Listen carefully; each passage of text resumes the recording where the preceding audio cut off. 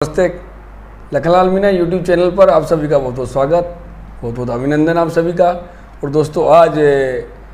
हम आपके लिए टॉपिक लेके आए हैं। आज का जो दिवस है वो हमारे महान लोकनायक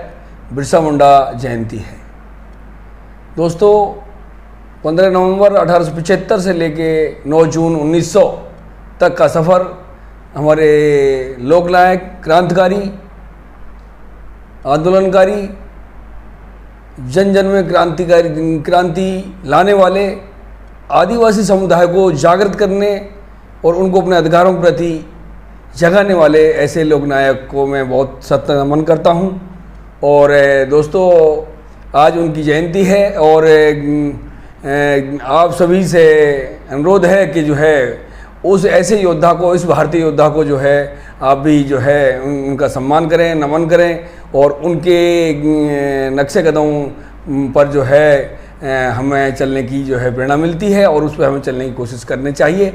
और उनके जो उन्होंने जो कार्य किए और उन्होंने जो बताई बातें, उनसे हमें ये शिक्षा मिलती है कि हमें भी जो है हमारे समाज में, हमारे देश में यदि किसी के साथ अत्याचार हो रहा है, किसी अधिकारों का हनन हो रहा है, तो उस पर जो है हम मदद करें और संविधान के अनुसार जो है उनको अधिकार दिलाएं। तो दोस्तों, आज बिरसा मुंडा जयंती पर आप सभी को, पूरे भारतीयों को और पूरे अपने बिरसा मुंडा समाज को, सभी को जो है बहुत बहुत बधाई, नमन करता हूं मैं। और ऐसे योद्धा को जो है मेरी तरफ से जो है बहुत बहुत उनको चरण वंदन करता हूं। तो यही बताऊंगा कि जो है आज उनकी जयंती पर हम जो है उन्होंने एक विशेष कठिन परिस्थितियों में, आप जानते हैं कि उस टाइम अंग्रेजी साम्राज्य था। दूसरा कोई भी जब हम गुलाम होते हैं हमारे देश में, किसी दूसरे बाहरी लोगों का जब राज्य जब चलता है, तो आप समझ सकते हैं कि आप अपनी तरफ से कुछ भी नहीं कर सकते। बड़ी मुश्किल होता है अपने जीवन को जीना और अपने समाज को सही राह दिखाना, इतना आसान नहीं होता, क्योंकि उनकी तरफ से आपको किसी तरह की कोई इजाज़त नहीं होती है। ऐसे में आप अपने आप को यदि विद्रोह के रूप में लेके आते हैं, विरोध करते हैं, अपने न्याय के लिए, अपने अधिकार के लिए लड़ने की बात करते हैं, तो आप ये समझिए कि आप तलवार की धार पर चल रहे हैं, अंगारों पर आप जो है आपने चलना शुरू कर दिया है और जिसका अंजाम कुछ भी हो सकता है। तो ये एक केमिस्ट्री होती है उन व्यक्तियों के भी अंदर, तो हम भी वो अपनी केमिस्ट्री बना सकते हैं। और जो जितने भी क्रांतिकारी हुए हैं, इनसे पहले जो है रानी महारानी लक्ष्मीबाई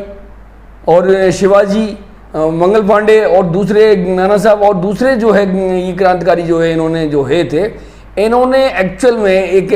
स्वतंत्रता की नींव रखी थी और इन्होंने जो है स्वतंत्रता के लिए भारत को आज़ाद कराने की एक मतलब जो है नींव रखी, इन्होंने बिगुल बजाया। तो उसके बाद में ही ये मतलब जो है हमारे बिरसा मुंडा का जन्म होता है। और उन्होंने भी जो है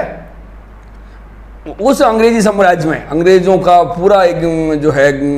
जो है आतंक और पूरा जो है उनका अत्याचार, और वो अपने ही लिए जो है काम कर रहे थे। और हमारे देश का जो है काम, हमारा किसान काम, हमारा काम करता है, मजदूर हमारे भारतीय काम करते हैं, कमाते हैं बड़ी विषम परिस्थितियों में, और पूरा माल जो है वो उनसे टैक्स वसूली करके अपने देश में ले जाते हैं। ये यानी कहने के लिए आपको मात्र जीवित रहने के लिए मान लो आपको छोड़ा जाता है, बाकी का सब वो, और आपको बेवजह जो है आपको मार धाड़ करते हैं, बेवजह आपको जेल में डाल देते हैं, मतलब जो है वो अपनी पूरी फुल मनमानी। तो कहने वाले दोस्तों, स्वतंत्रता का मतलब समझिए, और स्वतंत्रता का मतलब समझने के बाद उसकी जिम्मेदारी थी।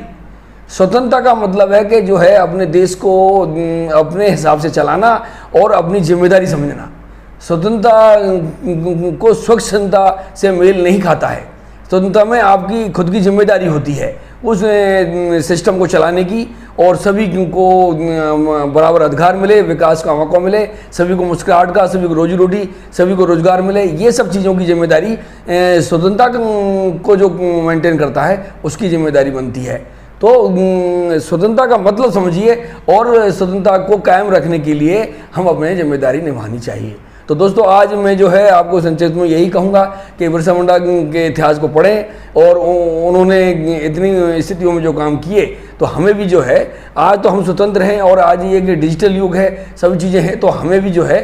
हमारे संविधान की रक्षा करते हुए, उसका ख्याल रखते हुए हमें भी जो है अपने भारतीयों के लिए कुछ करना चाहिए। उनके साथ में यदि कोई अन्याय हो रहा तो उनकी मदद करनी चाहिए, कानूनी तौर पर मदद करनी चाहिए, आर्थिक तौर पर मदद करनी चाहिए, लेकिन उनको उनका हक दिलाने में हमें मदद करनी चाहिए। मैं जो है बिरसा मुंडा समाज और हमारे दूसरे समाज को मैं ये कहना चाहूँगा कि वो निकलें अपने बाहर, उससे सिर्फ अपने स्वार्थ को तक सीमित ना रहें, और वो अपने पास, उनके पास यदि कुछ भी धन बल है, आत्मबल है, शिक्षा का बल है, दूसरे कोई भी आपके पास यदि ऐसी शक्ति है तो आप उसका इस्तेमाल करें और आप जो है लड़ें उसके लिए, और जो पीड़ित समाज है उसको अधिकार दिलाएं और उनको भी मेन स्ट्रीम में स्वतंत्रता की मुख्य धारा में लेके आएँ, और उनके बच्चों को भी जो है शिक्षा दिलाएं और उनको भी जागृति फैलाएं। तो दोस्तों कोई भी महापुरुष है, उसने हमारे देश के लिए लड़ा, देश की आज़ादी के लिए लड़ा, और जो